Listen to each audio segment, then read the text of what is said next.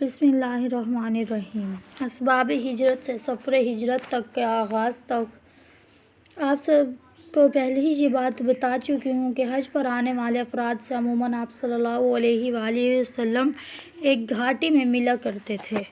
وہیں پہ جو افراد مسلمان ہو جاتے ان سے توحید و نیک اعمال پر وعدہ لے لیتے تھے۔ اس سلسلے کی باقاعدہ ابتدا نبوت کے 11ویں سال ہوئی۔ یہ وہ سال تھا جس کے ماہ شوال میں آپ صلی اللہ علیہ وآلہ وسلم کی شادی حضرت عائشہ رضی اللہ تعالیٰ عنہ سے ہوئی۔ اسی سال ذو الحجہ کے مہینے میں جب مکہ سے قریب 450 کلومیٹر دور کھجور کی بستی سے کچھ لوگ حج کرنے آئے تھے، آپ نے انہیں اسلام کی دعوت دی اور 6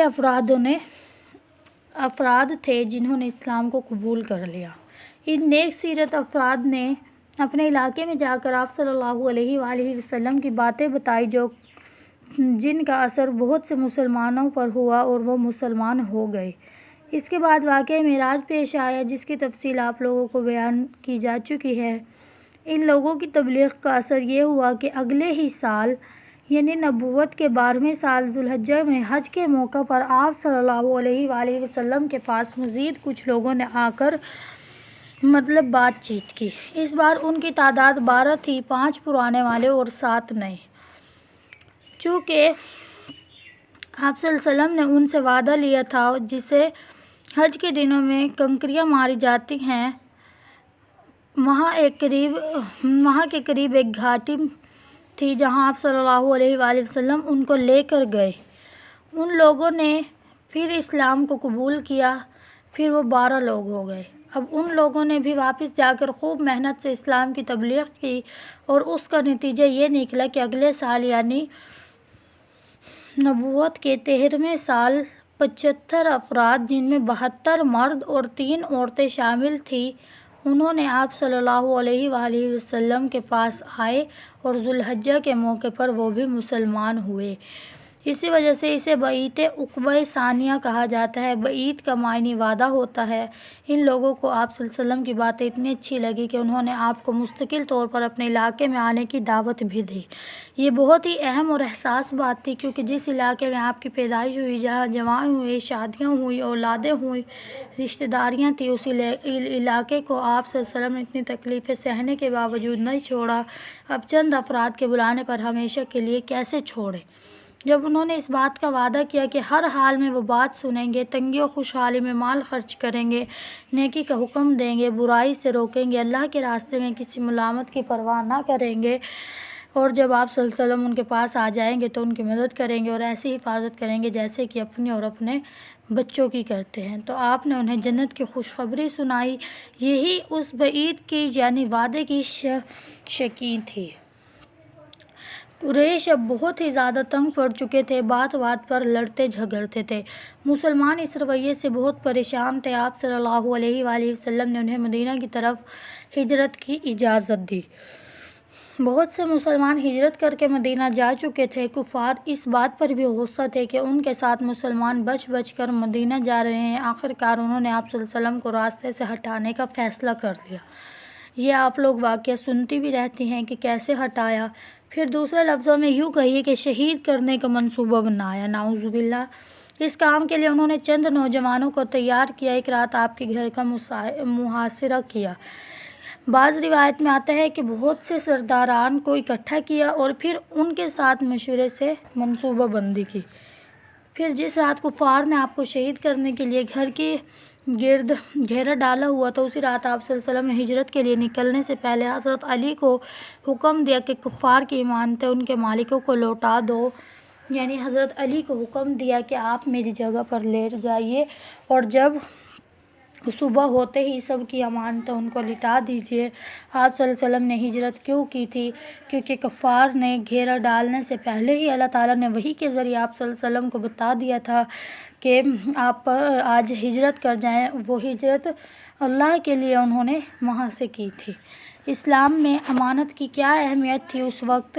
کوئی بندہ جب کوئی چیز کسی دوسرے کے پاس رکھواتا ہے اور طلب کرنے پر وہ اسی طرح واپس کر دی جاتی ہے تو اسے امانت کہتے ہیں۔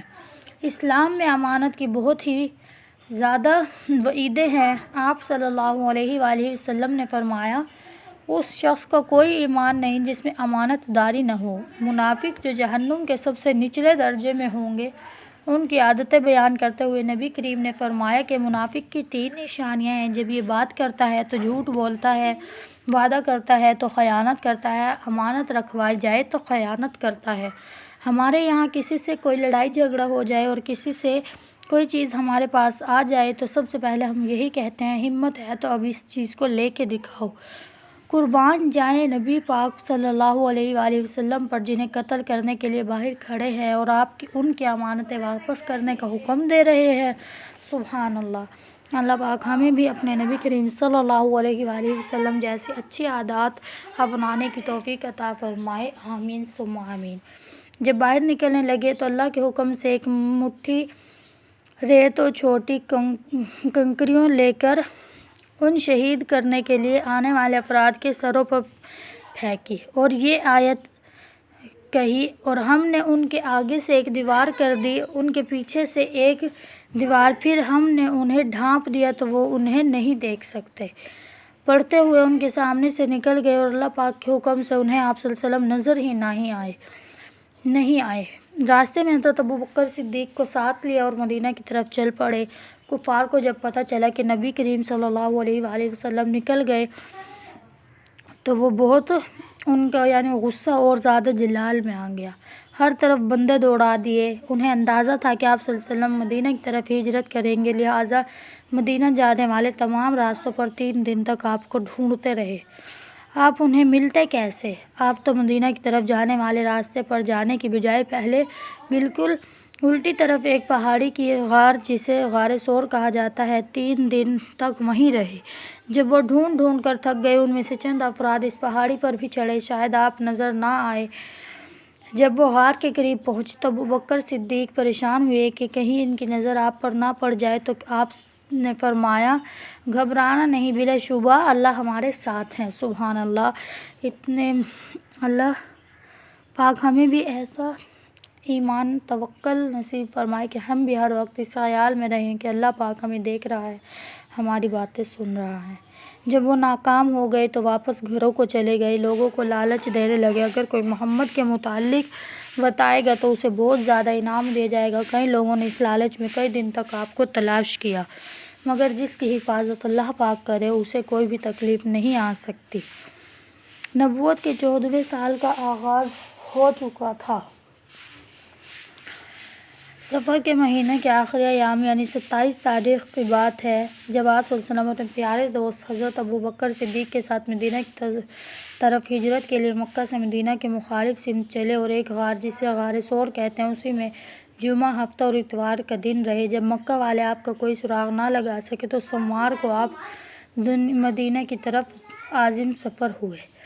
آپ کی حفاظت کا منفرد انداز، سارے صحابہ اکرام رضی اللہ تعالیٰ عنہ ہی آپ سے بڑی محبت کرتے تھے، اپنے آپ سے بھی زیادہ آپ کی حفاظت کرتے۔ جن دنوں آپ صلی اللہ علیہ وسلم اور ابوبکر صدیق کے ساتھ غار میں تھے، ان دنوں ابوبکر صدیق کے بیٹے عبداللہ مکہ والوں کے ساتھ رہتے۔ دشمن سارا دن جو سازشیں کرتے، وہ رات کو جا کر اس کی اطلاع کر دیتے تاکہ آپ صلی اللہ علیہ وآلہ وسلم سارے حالات سے باخبر رہیں۔ اسی طرح ابوبکر صدیق کے غلام عامر بن فہیرہ سارا دن بکریاں چراتے اور رات کو ان کا دودھ آپ کو پیش کرتے۔ 4 افراد کا قافلہ۔ 3 دن بعد سفر کا مہینہ ختم ہو گیا۔ اگلے دن سوموار تھا اور ربیع الاول کی 1 تاریخ۔ صبح آپ نے مدینہ کی طرف رخ کیا۔ ان دنوں سڑکیں نہیں بنی ہوتی تھیں، لہٰذا پہاڑوں اور وادیوں سے گزرنے کے لیے محفوظ راستے وہاں پر کثرت سے سفر کرنے والے افراد ہی جان سکتے تھے، لہٰذا ایک ایسا ہی ماہر گارڈ کہہ لیں جس کا نام عبداللہ بن اریقط تھا، اسے ساتھ لیا۔ وہ آگے آگے چلنے لگا، آپ اور حضرت ابوبکر پیچھے پیچھے۔ ان کے پیچھے ابوبکر کے غلام عامر تھے۔ اس طرح آگے سے بھی حفاظت ہو گئی اور پیچھے سے بھی۔ یہ سب کرنے والے تو اللہ کی ذات تھی نا، انہوں نے وسیلہ تو ان کو بنایا تھا، لیکن دیکھ تو اللہ رہے تھے۔ پھر بکریوں کا ایک چرواہا راستے میں ملا، اس سے اجازت لے کر دودھ لیا، اسے ٹھنڈا کر کے آپ کو پلایا۔ جب آپ نے دودھ پی لیا تو ابوبکر صدیق خود فرماتے ہیں کہ یہاں تک کہ میں خوش ہو گیا۔ اللہ پاک ہمیں دوسروں کو کھلا پلا کر خوش کرنے کی توفیق عطا فرمائے، آمین۔ راستے میں ایک جگہ ایسی آئی جہاں ایک عورت معبد رہتی تھی۔ وہ آنے جانے والوں کی خدمت کیا کرتی تھی۔ اس دن ان کے خاوند بکری چرانے گئے تھے۔ ایک مریل بکری گھر پر تھی جو اتنی کمزور تھی کہ جا نہ سکتی تھی۔ جب آپ اس کے پاس پہنچے تو اس بکری سے دودھ دوہنے کی اجازت مانگی۔ بولے کہ میرے باپ آپ پر قربان، اگر آپ کو اس میں کوئی دودھ دکھائی دے رہا ہو تو وہ ضرور لے لے۔ آپ نے اللہ کا نام لیا اور دعا کی، بہت بڑا برتن منگوایا اور دودھ دوہنا شروع کر دیا۔ جب وہ اچھی طرح بھر گیا تو انہیں پلایا، پھر دوستوں کو، پھر خود پیا اور وہاں سے چل پڑے۔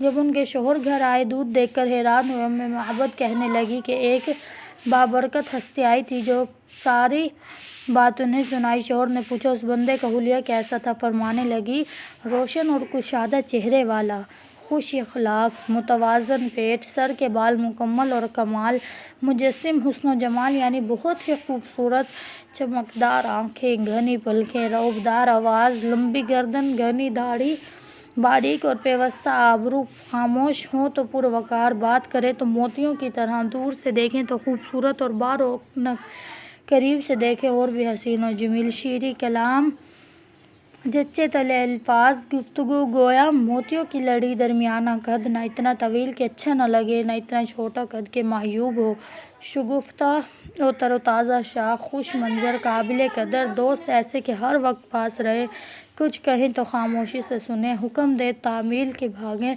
وہ ایسے تھے کہ جس کی خدمت کی جائے اور بات بھی مانی جائے، نہ تلخ مزاج نہ فضول باتیں کرنے والے۔ یہ سن کر شوہر کہنے لگا یہ تو وہی قریشی ہیں، یعنی نبی پاک رسول اللہ صلی اللہ علیہ وآلہ وسلم۔ کچھ صفات ایسی ہوتی ہیں جنہیں ہم اختیار نہیں کر سکتے، جیسے قد، رنگ وغیرہ۔ اللہ پاک نے جس کو جیسے دے دیا، دوسرا چاہے بھی تو ویسا قد، رنگ وغیرہ نہیں بنا سکتا۔ جبکہ کچھ صفات ایسی ہوتی ہیں جنہیں انسان اختیار کر سکتا ہے، جیسے کھانے پینے طریقہ، چلنے کا انداز، ناخن کی لمبائی، بالوں کا سٹائل وغیرہ۔ آج کل کے دور میں تو یہی ہے، ہم ایک دوسرے کی ریس میں لگے ہوئے ہیں۔ پھر محبت کا تقاضا یہ ہے کہ مسلمانوں کو بھی چاہیے کہ نبی کریم صلی اللہ علیہ وسلم کی جن صفات کو اختیار کیا جا سکتا ہے وہ اسے اپنائیں۔ کسی بھی کام کو سنت کہہ کر چھوڑ دینا یہ محبت کا تقاضا نہیں۔ چھوٹا بچہ اب آپ سے محبت کرتا ہے تو اس کی طرح اس کے جوتے پہنتا ہے۔ عید وغیرہ کے موقع پر جو عیدی ملتی ہے اس سے نقلی نوٹ اس لیے خریدتا ہے کہ اس کے باپ کی جیب میں نوٹ ہوتے ہیں تو وہ بھی باپ کی طرح نوٹ رکھنا چاہتا ہے، خواہ نقلی ہی کیوں نہ ہو۔ اسی طرح بچیاں پرس خریدنا چاہتی ہیں کیونکہ ان کی ماں پرس استعمال کرتی ہے، یعنی محبت میں انسان اپنے محبوب جیسا بننے کی کوشش کرتا ہے۔ تو آئیے آج سے ہم بھی عہد کریں کہ اپنے نبی کریم جیسا حلیہ بنائیں۔ آپ کی داڑھی تھی تو ہم بھی داڑھی رکھوائیں۔ ہم خود تو نہیں رکھ سکتے لیکن اپنے گھر کے مردوں کو کہیں کہ داڑھی رکھیں۔ آپ کی شلوار ٹخنوں سے اوپر تھی تو ہم بھی اپنے پینٹ، شلوار، ٹراؤزرز ٹخنوں سے اونچا رکھوائیں۔ یہ مردوں کے لیے ہیں، عورتوں کے لیے یہ ہے کہ اپنے ٹخنوں سے نیچے رکھیں۔ آپ کے ناخن لمبے نہیں تھے تو ہم بھی ہر جمعہ کو اپنے ناخن کاٹیں، لمبے نہ ہونے دیں۔ آپ سے بدبو نہیں آتی تو ہم بھی نہا دھو کر خوشبو لگایا کریں تاکہ ہم سے بھی بدبو نہ آئے۔ آپ تحمل مزاجی سے چلتے تو ہم بھی ایسے چلیں۔ آپ بڑے سوچ سمجھ کر اچھے انداز میں بات کرتے تھے تو ہم بھی ایسے ہی بات کریں۔ آپ خوش اخلاق تھے، ہم بھی خوش اخلاق بنیں۔ اللہ پاک عمل کی توفیق عطا کرے، آمین۔ کفار نے آپ کو پکڑنے کے لیے سب لوگوں کو لالچ دیا، جو پکڑ کر لائے گا اسے 100 اونٹ دیے جائیں گے۔ نبی پاک صلی اللہ علیہ وسلم جا رہے تھے، ایک آدمی کو اندازہ ہوا کہ شاید یہی آپ ہیں۔ اس نے اپنے دوستوں کو یہ بات بتائی تو ان میں سے ایک آدمی جس کا نام سراقہ تھا، اس نے سب کے سامنے اس بات کو غلط ظاہر کیا، لیکن بعد میں وہ اس خیال سے اپنے گھوڑے پر بیٹھ کر ان کی تلاش میں چل نکلا۔ ہو سکتا ہے وہ آدمی واقعتاً حضرت محمد صلی اللہ علیہ وآلہ وسلم ہو۔ جب قریب پہنچا تو گھوڑا پھسلا اور وہ نیچے گر گیا۔ ان لوگوں کی عادت تھی کہ فال نکالتے تھے۔ فال نکالنے کا طریقہ یہ ہوتا کہ اپنے تیروں میں سے تیر نکالتے، اگر پسند کا نکل آتا تو سمجھتے کہ کام کرنا چاہیے، اگر پسند کا نہ نکلتا تو سمجھتے کہ کام نہیں کرنا چاہیے۔ اسلام نے اسے حرام قرار دے دیا کہ کام کرنے سے پہلے 2 باتوں کا حکم دیا: مشورہ، کسی کام میں پریشانی ہو یا کوئی کام شروع کرنا ہو تو کسی اچھے مخلص آدمی سے ضرور مشورہ کریں۔ نبی اپنے صحابہ سے مختلف کاموں میں مشورہ کیا کرتے اسی طرح صحابہ کرام بھی آپ صلی اللہ علیہ وسلم سے مشورہ لیا کرتے تھے۔ استخارے کا مطلب ہے خیر کی طلب کرنا۔ نمبر 2، اسلام نے کیا کہا ہے کہ استخارہ کیجیے جب بھی کسی کام کے کرنے یا نہ کرنے کے حوالے سے، مطلب ہمیں ہو کریں یا نہ کریں تو استخارہ کیا جائے۔ جابر نے بیان کیا آپ صلی اللہ علیہ وسلم ہمیں تمام معاملات میں استخارے کی ایسی تعلیم دیتے جیسے قرآن کی سورت کی تعلیم دیتے ہیں۔ اس کا طریقہ یہ ہے کہ ممنوع اوقات یعنی طلوع، زوال اور غروب کے علاوہ 2 رکعت نفل پڑھیں، پھر دعا ہے استخارے کی وہ پڑھیں۔ یہ دعا استخارہ ہے، اس کے ترجمے پر خوب غور کرتے ہوئے اخلاص سے پڑھیں۔ ترجمہ ہے: اے اللہ، میں بھلائی مانگتا ہوں تیری بھلائی سے، تو علم والا ہے، مجھے علم نہیں اور تو تمام پوشیدہ باتوں کو جاننے والا ہے۔ اے اللہ، اگر تو جانتا ہے کہ یہ کام میرے لیے بہتر ہے، میرے دین کے اعتبار سے، میری معاش اور میرے انجام کار کے اعتبار سے، تو اسے میرے لیے مقدر کر دے، اسے میرے لیے آسان کر دے، اس میں میرے لیے برکت ڈالتا ہے۔ اللہ، اگر تو جانتا ہے کہ یہ میرے لیے برا ہے، میرے دین کے لیے، میرے معاش کے لیے، میرے انجام کے لیے، تو اسے مجھ سے پھیر دے اور مجھ سے ایسے پھیر دے اور بھلائی مقدر کر دے جہاں کہیں بھی ہو اور مجھ سے مطمئن ہو۔ یہ ترجمہ تھا، اس کی عربی پڑھیں۔ ہر کتاب میں آپ لوگوں کو آسانی سے مل جاتی ہے۔ الفاظ یہ ہے: خیر لی، میرے لیے بہتر ہے تو میرے مقدر میں کر دے۔ غور کریں، جب لوگ دوسروں سے رشتہ کرنے کا استخارہ کرواتے ہیں تو بابا جی استخارے والے اپنے لیے دعا کر رہے ہیں: اللہ، اگر یہ رشتہ میرے لیے بہتر ہے تو میرے مقدر میں کر دے۔ یہ درست نہیں ہے۔ رات سونے سے پہلے ہی استخارہ کرنا لازم نہیں، اور پھر یہ سمجھنا کہ استخارہ کر کے سوئیں گے تو خواب آئے گا جس میں اشارہ ہوگا یہ کام کرنا یا نہیں، یہ بھی غلط ہے۔ بہرحال سرا کا نفال نکالا اور ناپسند تیر نکل آیا، مگر انسانی فطرہ یہ تھا کہ جو کام سر پر سوار ہو اسے کر کے ہی ہٹتا ہے۔ 100 اونٹ کے لالچ میں پھر گھوڑے پر سوار ہو گئے۔ قریب پہنچے تو نبی کریم صلی اللہ علیہ وآلہ وسلم تلاوت کر رہے تھے۔ آپ سفر میں نفل بھی پڑھا کرتے اور تلاوت بھی۔ آج ہم میں سے اکثر لوگ سفر میں یہ دونوں کام ہی نہیں کرتے۔ ہم قرآن مجید کی تلاوت کرنی چاہیے، جو صورتیں آتی ہیں کم از کم انہیں ہی زبانی پڑھا کریں۔ صرف 3 مرتبہ سورۃ اخلاص یعنی قل هو اللہ احد ہی پڑھ لیں تو ایک قرآن کے برابر ہے۔ آیت الکرسی پڑھنے سے ایک فرشتہ حفاظت کے لیے مقرر ہو جاتا ہے۔ سورہ فاتحہ پڑھنے سے شفا ملتی ہے۔ تلاوت کے بڑے فوائد ہیں،